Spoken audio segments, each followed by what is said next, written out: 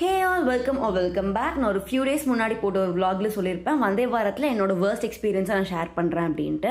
So ட்ரெயினில் ஏறின உடனே இந்த மாதிரி ஸ்நாக்ஸ்லாம் அவங்களே கொடுத்துட்டாங்க. கடலை மிட்டாய், பர்ஃபி, ஆப்பிள் ஜூஸ், கட்டா மீட்டா, டீ தூள் இதெல்லாம் அவங்களே வந்து கொடுத்துட்டாங்க.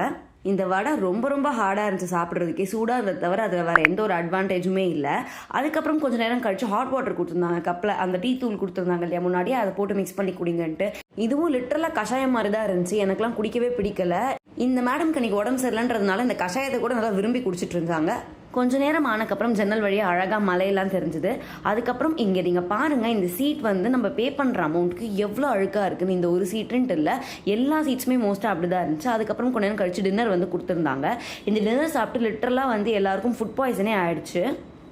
சாம்பார், பருப்பு உருண்டை குழம்பு, சப்பாத்தி, தால், அதுக்கப்புறம் பாஸ்பாஸு இந்த மாதிரி ஒரு சில ஐட்டம்ஸ்லாம் கொடுத்துருந்தாங்க. ஒரு கப்பில் கேர்டும் கொடுத்துருந்தாங்க. ஃபைனலாக அவங்க ஐஸ்கிரீமும் கொடுத்துருந்தாங்க. ரெஸ்ட் ரூம்ஸும் பார்த்தீங்கன்னா அவ்வளோ ஒன்றும் க்ளீனாக இல்லை. அண்ட் தென் நாங்கள் ட்ரெயின்லேருந்து இறங்கும்பொழுது டைம் என்ன நீங்களே பாருங்கள். அந்த நேரத்துலையும் சென்னையில் ரொம்பவுமே டிராஃபிக் இருந்துச்சு.